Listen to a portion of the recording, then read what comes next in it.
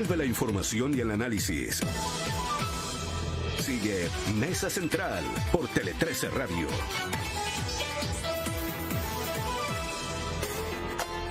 8:43 y conversamos de actualidad y política esta mañana acá en Mesa Central. Lo hacemos con nuestro equipo de martes. Jorge Pirincho Navarrete, ¿cómo estás? Buenos días. Muy buenos días. ¿Cómo está Francisco Covarrubia? Buenos días. Muy buenos días. Ya estamos listos. Luego, en el siguiente bloque, Quique Mujica se une a esta conversación que comienza con una joyita a Francisco Covarrubias para esta semana. Oye, este año de partido siempre yo. Se va a enojar Pirincho, pero... No, para nada. Ya no me enojo por tonteras. No, Pirincho a diferencia de otros. De hecho, emocionalmente muy maduro. No tiene mayor problema con eso.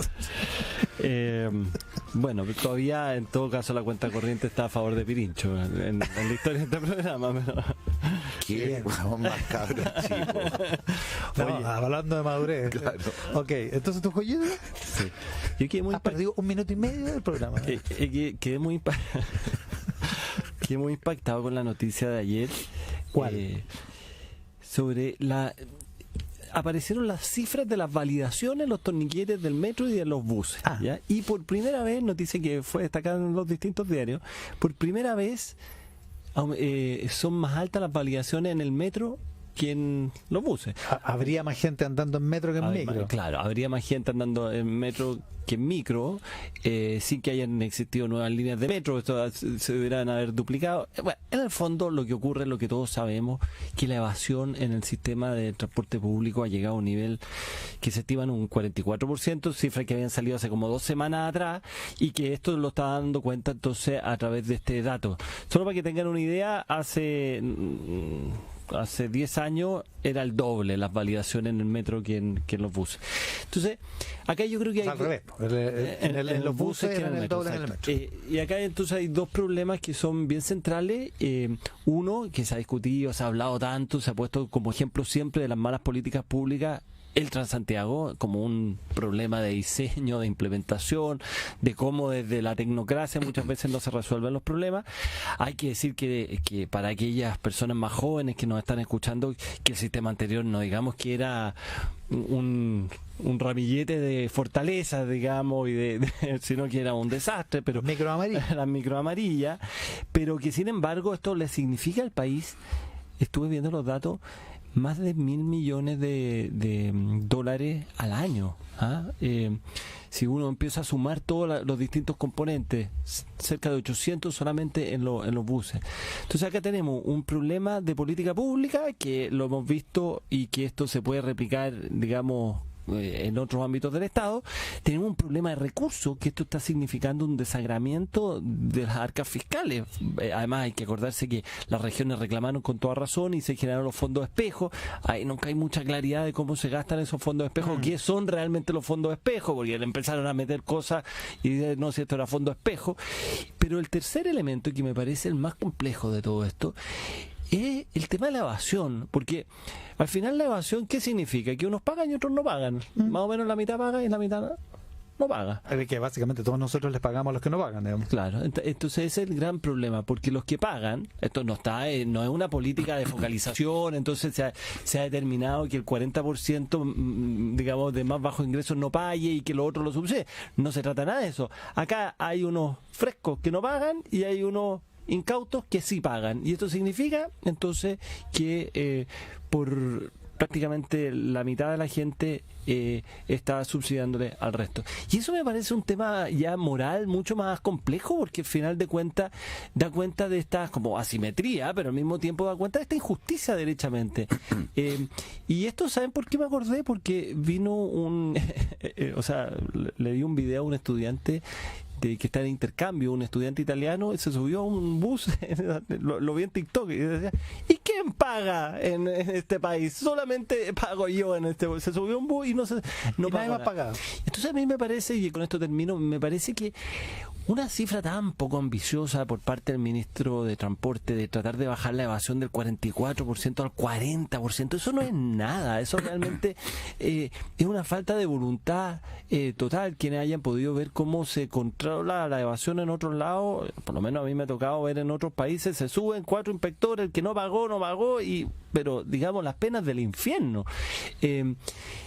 algo más se puede hacer realmente para evitar esta injusticia, para evitar este desangramiento fiscal que significa los 800 millones de dólares al año, y sobre todo para dar cuenta de que llega un momento en el cual hay que empezar a poner orden, digamos, en esta materia. Así que esa era la reflexión que quería traer respecto a la cifra que se conoció ayer, digamos. Y esto con el siguiente agregado, la gente no paga a lo mejor por esto mismo, porque no pagan. Tiene la mejor nota de satisfacción, que me lo recuerdan acá en el WhatsApp colaborativo, un amigo que entiende mucho de este asunto. 5,2, la mejor nota de aprobación del sistema de transporte público en su historia. Yo quiero partir por ahí. Fíjate que evidentemente en nuestro sistema de transporte público, el Transantiago, pero particularmente el de superficie, el de las micros y los buses, requiere de muchos cambios y mejoras, pero fíjate que yo me he ido reconciliando con el tiempo, entre otras cosas porque soy relativamente de forma habitual usuario, sobre todo de algunos recorridos. Tengo la aplicación y cosa impresionante, uno puede planificar relativamente bien sus viajes, más allá de los tacos, de los accidentes. Las micros efectivamente van llenas, pero son mejores las micros, ¿no? Y mucho mejor, y cuando uno lo compara con otros países del mundo, y no estoy hablando necesariamente de los países más desarrollados, la verdad es que nuestro sistema de transporte público, desde el punto de vista de la cantidad de recursos que estamos poniendo, que sabemos que requieren casi en todas partes del mundo un subsidio muy importante por parte del Estado, no funciona tan mal como a ratos parecen nuestros comentarios. Y lo segundo, a propósito del tema de la evasión. Tiene razón Francisco, hay una cuestión de justicia, hay una cuestión moral. Sin embargo, los abogados sabemos mejor que nadie de que las normas le hacen sentido a las personas cuando colectivamente son seguidas. Y la normalización de la evasión hace que ocurran dos cosas que son bien complejas. Primero, la ausencia de la idea de que se está cometiendo una falta. Y por lo tanto esto de que paguen uno y paguen otro a nosotros nos parece muy evidente, pero no es tan obvio para la gente que no paga. Y lo segundo es que el tema cultural para controlar la evasión probablemente va a ser el más difícil. Cuando tú tienes un porcentaje muy importante de la población que se ha acostumbrado a no pagar el transporte público, la verdad es que incorpora una suerte de, sé que no es así, pero de derecho, y el costo alternativo del ejercicio de ese derecho no existe. Lo voy a decir de la siguiente manera: para que nosotros bajemos la evasión significa que hay un conjunto muy importante de personas y de familias que tienen que incorporar a su gasto mensual un ítem que hoy día no tienen, que puede llegar a 200, que puede llegar a 300.000 pesos al mes según la cantidad de movilización que tenga que tomar en la mañana y en la tarde. Y por lo tanto, la conciencia de no estar cometiendo una falta. Segundo, incorporar esto a tu presupuesto como una suerte de derecho. Y tercero, que para revertir signifique incorporar un gasto mayor, me parece a mí, desde el punto de vista cultural, la mayor dificultad que vamos a tener para reducir la evasión. Entonces, es verdad lo que dice Francisco, la cifra del ministro no parece muy ambiciosa, pero creo que parece realista. Suponer que vamos a tener un ejército de fiscalizadores que van a poder controlar, bajar eventualmente a las personas que no pagan, cuando no son la excepción, sino que son casi la mitad, creo que es una cuestión que, insisto, del punto de vista normativo tenéis toda la razón, pero el punto de vista práctico requiere una resolución un poco más compleja. Mira, te voy a poner un ejemplo respecto a algo que tú mismo sufriste hace no mucho tiempo: las filas exclusivas de buses, que nadie lo respetaba, hasta que se pusieron a sacar parte. ¿Y qué pasó? Hoy día todos lo respetan, o mayoritariamente se respetan. Casi todos. Casi todos, ¿cierto? Casi todos se respetan. Entonces acá, ahí se requirió simplemente una voluntad para hacer, digamos, una fiscalización adecuada, y se logró rápidamente. Esto no pasó. Y claro, lo que tú decís de lo otro, yo una vez hablé con una autoridad del gobierno de Bachelet en su momento, me tocó cuando estaba en el diario financiero, y me reconoció en off que el hecho de que se haya transformado en gratuito de facto el transporte cuando se inauguró el Transantiago fue la única forma de que poco menos que no cayera el gobierno, porque fue tan caótico todo inicial, fue tan desastroso, fue Acuérdate tan que el primer día dramático. se tardó una semana completa sin cobro. Por eso, de pero partida, digamos, en el fondo fue la variable de ajuste que Sí, permitió a la gente, digamos, pero ya eso pasó, hoy día las tarifas deberían ser más altas de acuerdo al comité de expertos, pero bueno, el problema que está es que hay gente que está incorporando eso dentro de su presupuesto, gente con el mismo nivel de ingreso y que paga, y hay gente que no lo incorpora y no paga. Y eso me parece que es súper dañino finalmente. Entonces yo creo que aquí hace falta, por una parte, una campaña de conciencia, de concientización, pero al mismo tiempo se necesita generar incentivos como los que generaron en Ya, los un buses. incentivo puede ser que te lleven preso. No, Bueno, no para tanto. Bueno, yo he visto gente presa por saltarse el torniquete del metro en Nueva York. Sí. O sea, así es.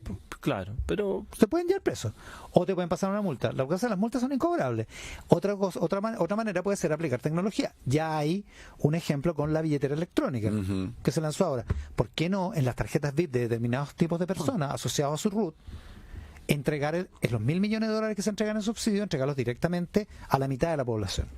sí, Y que esa mitad de la población tenga un incentivo para validar su tarjeta. mira, yo Para que se termine el tiro, para que se gaste la plata mensual asociado a algún tipo de beneficio, algún tipo de que tenga algún incentivo, y de esa manera permites el pago, recuperas el pago, mantienes el subsidio y la gratuidad para un determinado porcentaje de la población, y además permites que la validación vuelva a funcionar. Pero mira, para contextualizar, no cabe la menor duda que estamos en presencia de un problema. No cabe la menor duda de que ese problema genera una injusticia, donde subyace no solamente una cuestión legal, sino que una cuestión moral, de cómo contribuimos de manera equitativa o solventamos los costos del sistema. Si lo que estoy tratando de plantear, a propósito de lo que promueve Iván, que probablemente las soluciones van a tener que ser, a la luz de lo que ha venido ocurriendo, distintas a lo que tradicionalmente pensamos. El caso que pone Francisco, las vías exclusivas, es distinto porque la tecnología permite altísimos niveles de fiscalización, aunque tengo dudas respecto del cobro y los pagos. Pero en este caso en particular se hace todavía más complejo. Yo siempre pongo este ejemplo y lo voy a repetir. La razón por la cual nosotros paramos en una luz roja y seguimos de largo en una luz verde no es por miedo que los carabineros nos vayan a sacar un parte, porque colectivamente creemos que eso cumple una función relevante e incluso ponemos la seguridad de nuestros hijos sobre la base que hay un pacto social, que cuando hay luz roja se para y luz verde se pasa. Eso está roto en el tema del transporte público. Hay un riesgo de por medio que aquí no está, porque el riesgo, si es que no está el riesgo, porque en la luz roja tú te pasas una luz roja y puedes chocar. Puedes chocar. Acá, como no se produce. Hay muchos países. Por eso tienes que hacer los incentivos donde la luz roja y la luz verde no se respetan. Pero acá los discos pares en Buenos Aires. Bueno. Acá es garrote y zanahoria. El otro día me subí a una micro y me fui en la primera fila al lado de la entrada, porque esto yo estaba reporteando en el fondo, ¿ya? Un experimento social. Un experimento. Y el bus tenía torniquete mariposa, que llaman, que esta cuestión para que en el fondo no de libre entrada, que no todos los buses lo tienen, pero uno diría, bueno, esto... Básicamente es para que no pasen dos personas con el mismo gancho. Y que cada persona que pase pague, porque si no, porque hay otros que no tienen torniquete y por lo tanto Pero vi una gente que realmente eran verdaderos gimnastas para pasar por arriba del torniquete mariposa. O sea, pero la evasión en el Transantiago se produce por las puertas de atrás. Por las puertas de atrás, ¿no? Claramente, pero en este caso, como era una hora no punta, entonces era más fácil hacer control. Pero de repente yo vi subir a una señora que dije, esta señora, obviamente, porque yo iba discriminando, este va a pagar, este no va a pagar, iba puro prejuicio, y dije, una señora que se iba subiendo y dije, va a pagar. Y la señora hace una cosa gimnástica que logra pasar por arriba del torniquete mariposa, y yo quedé impactado. La señora. Ya, oye, me dice un amigo que está en el WhatsApp colaborativo que trabaja en esta industria, digamos, que el concepto de que la gente siente que al pagar mejoran los buses, porque están mejorando, tienen wifi, son eléctricos, están muchísimos, unos buses de un estándar soñado para cuando éramos chicos, comparado con cuando éramos chicos, que pagar mejor la calidad es un concepto que puede servir para eso. Pero bueno. Buena. ¿Tu joyita en breve? En breve, tuvimos el fin de semana una conversación muy interesante en otro lugar con Juan Pablo Luna a propósito del tema de crimen organizado y narcotráfico. Fíjate que dijo algo que puede resultar más o menos obvio, pero que es importante insistirlo porque no está necesariamente en nuestros debates. Y es que el crimen organizado más efectivo y más peligroso es el que no se ve. No el que genera la violencia brutal que a ratos vemos en las calles, sino que justamente entiende que sus niveles de penetración, de eficiencia, están asociados a su invisibilidad. Y que si tenemos la creencia de que eso existe y está muy arraigado en Chile, no podemos sino sospechar de que está muy imbrincado también en el aparato público, a propósito de la corrupción y de la cooptación de funcionarios estatales.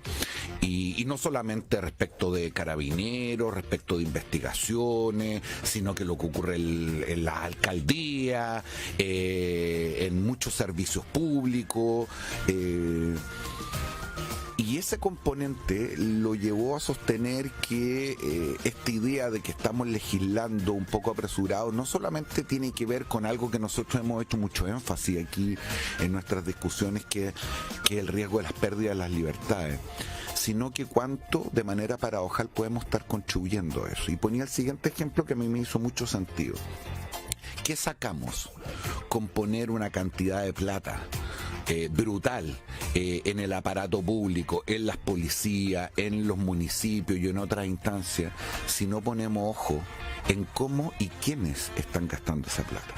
Si tenemos la conciencia de que el crimen organizado está muchas veces en colusión, connivencia o arraigado en ciertos espacios del aparato público, el esfuerzo de otorgar mayores recursos no puede sino ser hecho con medidas que signifiquen mayor control, vigilancia respecto de cómo se están gastando y quiénes están gastando esos recursos. Porque en la última línea, en la paradoja, podríamos terminar fortaleciendo las redes de crimen organizado si es que no miramos, si es que soslayamos, como hemos hecho, los temas de corrupción del aparato público. Chile tiene, por ejemplo, no solamente una historia en el caso Carabineros, hace no muy poco, de casos de corrupción financiera y operativa bien evidente, sino que en los municipios, alcaldes presos y procesados por su relación con el narcotráfico,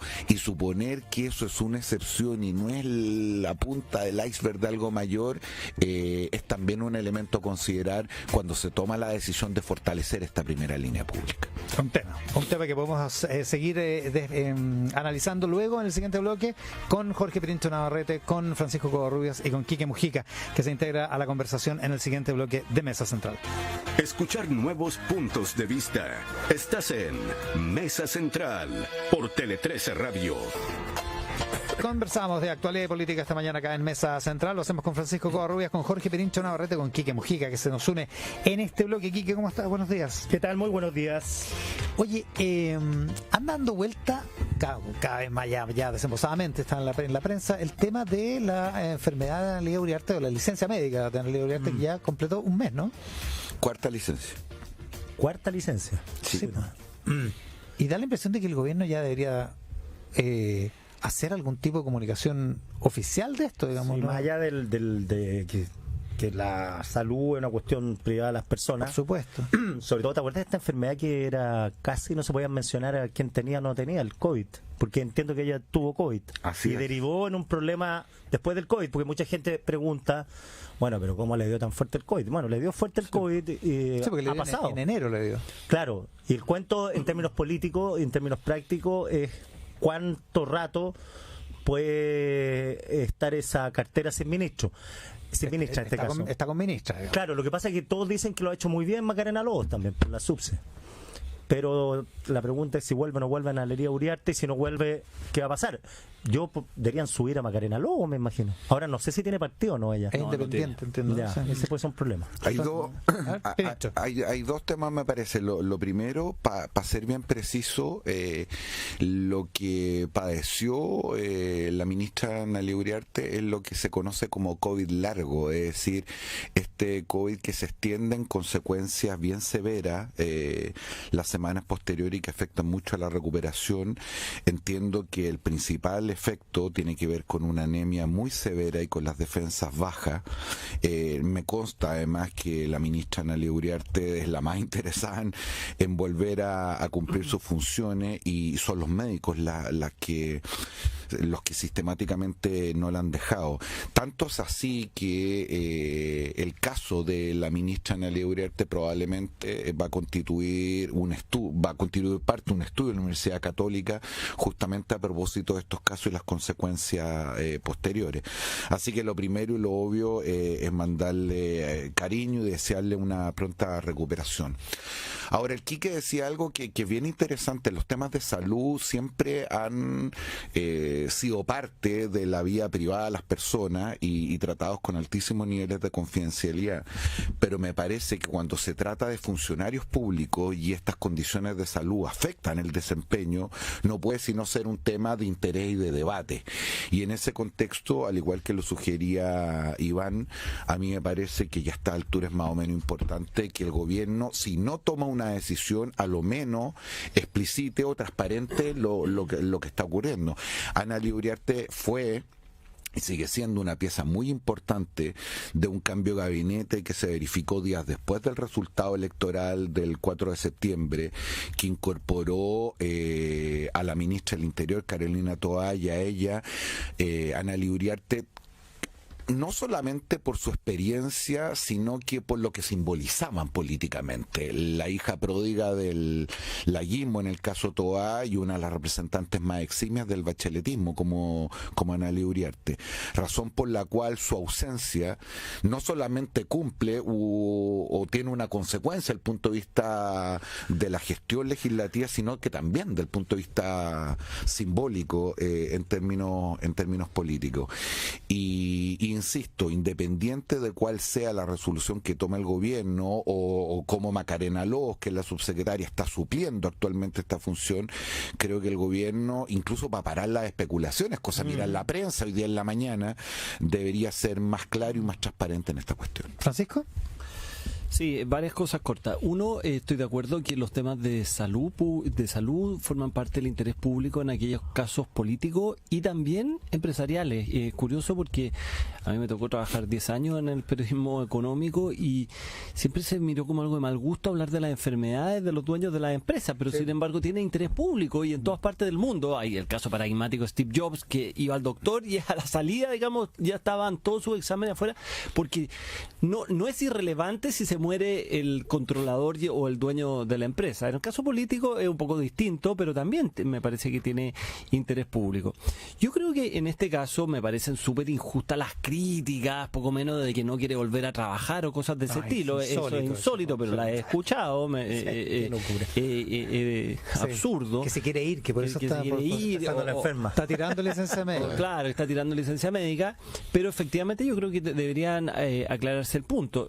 Hay precedentes. O sea, yo me acuerdo la ministra Pérez en el caso de Piñera 1, ¿se acuerda que tenía una enfermedad que era lupus y que estuvo casi un año fuera? La ministra de Justicia, Patricia Pérez. Justicia, sí. Estuvo casi un año fuera, pero era sabido, era conocido. Estaba el subsecretario que era Piña, que asumió de ministro y bueno, ya estuvo. Ahora, el punto es, más allá de eso, es el efecto político que esto tiene, porque efectivamente hoy día tiene una atomización grande el gobierno, una mayoría muy frágil o no tiene una mayoría, hay proyectos de ley muy relevantes, entonces tiene que jugar con equipo completo y tal vez sea, no sé si aconsejable o no, pero de alguna forma reforzar aquello. Hay que acordarse que el presidente Boric quería a Manuel Monsalve en ese cargo. Sí, puede ser el cambio original. Y parece que Manuel Monsalve quería estar en ese cargo, ya no quería más el tema de seguridad. Pero Monsalve inamovible hoy, po. tú decís que por el tema de inamovible. la seguridad. Sí, pues, Pero que pobre, tema pobre justo Monsalve la mayoría. quedó atrapado, digamos, ahí, pero como Blumel, po. ¿Ah? ¿Te acordás que a Blumel le Claro, pasó lo mismo? que se A quedó Blumel ahí. le cayó, le saltó el Que se maní quedó del ahí. Ministerio del Interior. Yo creo que por el bien del gobierno debería no sé, tomar una determinación, O sea, vos comunicar decís, esa ¿sabes qué? No la vamos a reemplazar. Exacto. Y vamos a funcionar con Macarena Lobo. Estamos estimando que en un mes más debería estar de vuelta y mientras tanto estamos con Macarena Lobo. Oye, un libro bien interesante al respecto se llama Enfermos de Poder, encuentro total el título, de Nelson Castro, que es un periodista argentino que además es doctor. ¿Ya? Entonces tiene un libro de la salud de los presidentes y sus consecuencias, que elabora esta teoría, si tiene que ver o no tiene que ver. En Argentina yo estaba leyendo, son bastante más puntuos con el tema de la salud. A Alberto Fernández le han hecho un seguimiento porque tuvo casi un desmayo en una reunión con Pedro Sánchez y está relacionado con la dieta. El tipo está sufriendo, tiene colon exagerado, entonces viene la pregunta, bueno, ¿está enfermo o no está enfermo?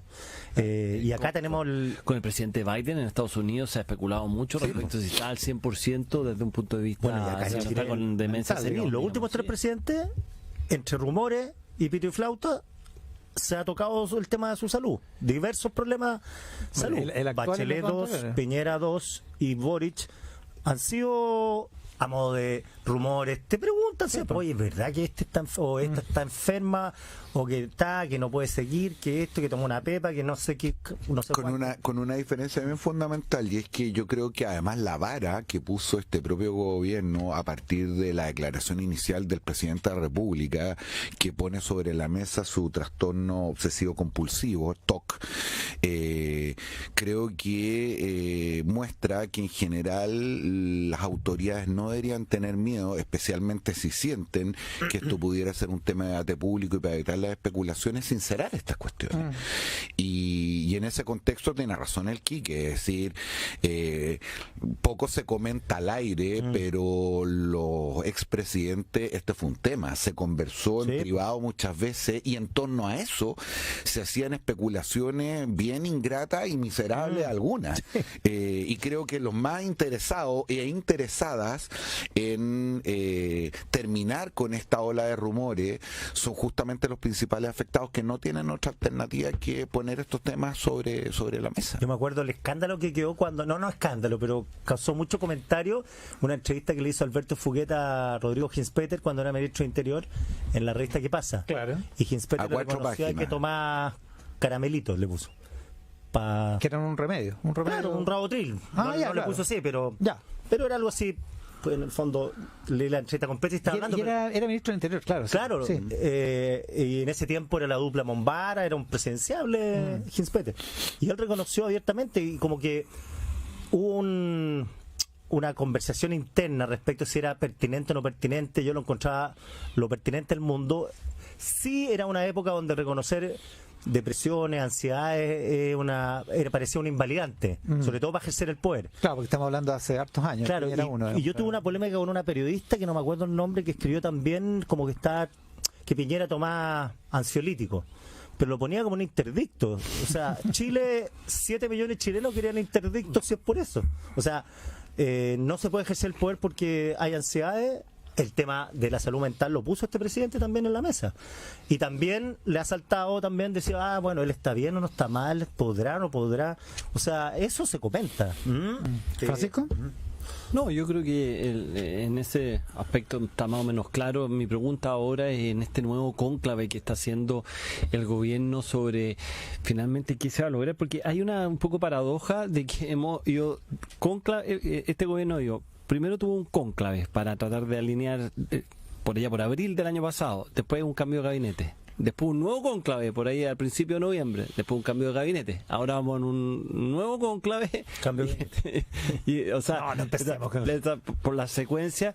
Y da cuenta un poco de un problema que ha tenido claramente el gobierno en torno a la no sé, esta posibilidad de juntar estas famosas dos almas. Yo le escuché esa entrevista al ministro Jackson, hizo una analogía bien complicada ¿Ahora?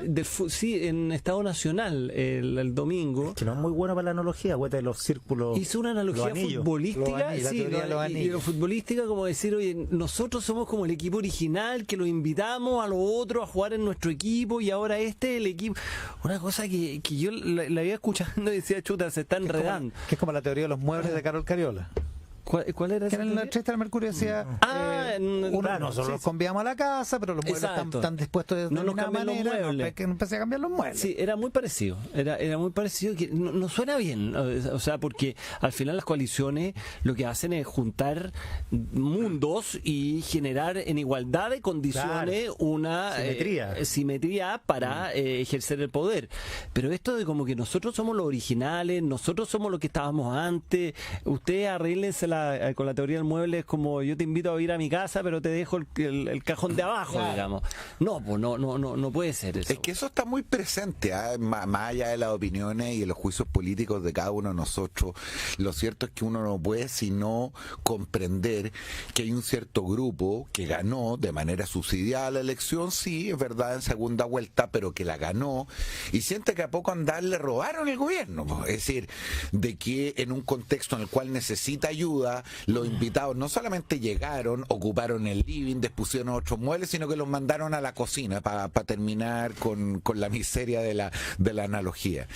Y por lo tanto la pugna tiene mucho que ver con eso, es decir, hay algo de Marx, pero también hay algo de Freud, de cómo tempranamente... porque las condiciones políticas cambiaron de manera muy dramática, te veo obligado no solamente a renunciar del punto de vista de tu proyecto, de tus convicciones, de pedir ayuda y de que esa ayuda termina teniendo un rol más protagónico, incluso más popular, y que a poco andar las personas reconocen en tu gobierno algo muy distinto a lo que tú querías Es que reflejar. si tú, citando a Freud también, pero si es el problema, entonces es un problema que no va a poder solucionar, digamos, con todos los psicoanálisis que se hagan, no lo va a poder solucionar el gobierno. Porque si la presunción es decir, nosotros somos los originales, ustedes vinieron de invitados, así que nosotros, como quien dice, somos primus inter pares, eso no se va a solucionar nunca. Sobre todo por el hecho de que hoy día la ciudadanía sintoniza más con los invitados que con los dueños de casa, digamos. Si así fuera... Lo encontramos más simpático. Claro, entonces ahí hay un tema que nos vamos a seguir entre cónclave y cambios de gabinete sin poder dilucidar el fondo del problema. Es que esa es parte del problema, que no se resuelve o consolidando el protagonismo de los dueños originales o terminando de expulsarlos. Yo creo que la gran tensión que ha tenido el presidente y que va a ser sostenido durante toda su administración es justamente cómo equilibrar de la mejor manera esta convivencia, intentando evitar que justamente se produzca un desenlace más trágico. Y ese desenlace más trágico es o que los dueños originales digan, esta era mi casa, me la tomaste, yo no quería esto, así que es cierto que te invité, pero me voy. O la otra es que los invitados, frente a esta persistencia, hostilidad de los dueños de casa, aunque estén recluidos en la cocina, signifiquen, ¿sabe qué? Ustedes nos trajeron para ayudar, si nos siguen jodiendo, nos vamos.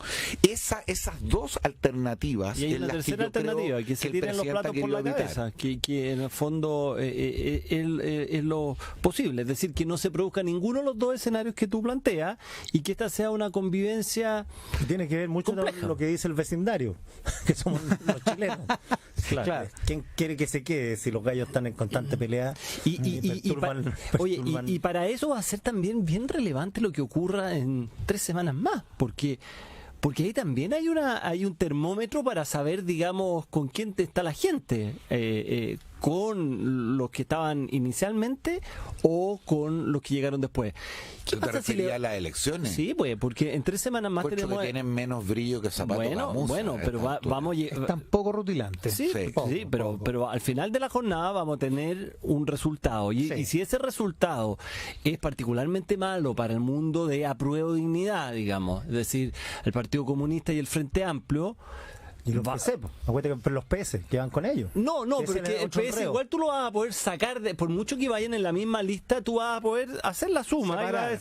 Y vas a decir, mira, salieron tantos PS. ¿Cuántos del Partido Comunista y cuántos del Frente Amplio Pero salieron? no, Si es no es baladí lo que acaba de decir el Quique, porque yo sé, efectivamente uno puede sacar la lista e individualizar, pero la razón por la cual se discutió el tema de una o dos listas y las presiones para que finalmente el socialismo democrático terminara yendo con aprodignidad, justamente tiene que ver con matizar o disfrazar lo que a todas luces era una merma electoral. Y de esa perspectiva, en una elección algo predecible como esta, con circunscripciones senatoriales, con lista, lo que nos va a dar es un resultado cercano al empate, me refiero del oficialismo A ver, y de la pero estáis haciendo oposición. pronóstico para que pongan música de pronóstico. Exactamente. Música de pronóstico, por favor. Exactamente. Ya, Yo a ver, creo Casino.com. Si uno suma todos los sectores que uno podría llamar de la centroizquierda hasta la izquierda, es decir, ¿Ya? las dos listas, y suma republicano y la lista más tradicional de la derecha, creo que la lista tradicional de la derecha no debería superar en 2 consejeros a la lista del oficialismo. Y la duda va a ser cuánto va a sacar algún independiente y el partido Yo tengo una de la sensación gente. distinta. Yo creo que sumando, que no es sumable, pero el Partido de la Gente, el Partido Republicano y Chile Vamos va a estar bastante por sobre de las dos listas de gobierno. De la izquierda. De la izquierda. Pero dicho eso ya sería pronóstico. Pero lo que sí me parece que va a ser muy fácil disectar y decir, a ver, ¿cuánto sacó la lista PPD, PPD, Partido Radical, DC? Tanto. ¿Cuánto sacó el Partido Socialista? Tanto, sumo esas dos cosas y cuánto me da, y por el otro lado sumo el Partido Comunista y el Frente Amplio. Y eso va a ser una prueba también importante, por muy deslucidas que sean las elecciones, por poco conocimiento que existan de los candidatos, vamos a tener un guarismo, y ese guarismo va a significar que los chilenos, además, 10, 9, 12 millones, o sea, un número muy relevante fue a votar y se expresó. Y ahí va a haber una sensación que puede, o sea, más que una sensación, va a haber un resultado que puede afectar a esta convivencia todavía más de lo que la ha afectado actualmente. Veremos. Veremos. Oye, me escribe el ministro Jackson, dice que su Analogía metáfora, futbolística. su analogía sobre el equipo de fútbol era exactamente en oposición a lo que dijo Carol Cariola, porque Carol, a pesar de ser comunista, esto es un comentario mío, habla de propiedad de la casa, donde no se mueven los muebles. Mía la casa, tú eres invitado. Y yo dije que esto es un equipo, dice, y que ojalá el mejor juegue en cada posición. Que esa fue su analogía. Que así había que entenderla al menos. Ya. Ya, pero es distinto lo que dice Carlos Cariola, que eso raya para la suma. Y me agrega lo que importa es el marcador. ¿Quién gana? O sea, ganar el partido. Claro. Pero como equipo de fútbol, ganarle al rival. Sí, no, y ahí el ministro dijo, bueno, ya vamos a dar vuelta al partido. Entonces la Connie Santamaría dice, o sea, van perdiendo. Bueno, vamos a darnos vuelta. No, sí, por mucho que te aclare, igual yo lo encontré muy enredado. Bueno, pero es la aclaración del aclarado, ministro. está claro. No, pero la última línea es que no opina lo mismo que Carlos Cariola. Exacto. Esa es la última línea. En la última línea no Claro. opina lo mismo que Carol Cariola, Exacto. tal cual. Eso. Vaya novedad. Saludos en todo caso al ministro, qué bueno que nos esté escuchando Por ahí en algún supuesto, taco. como siempre. De la capital.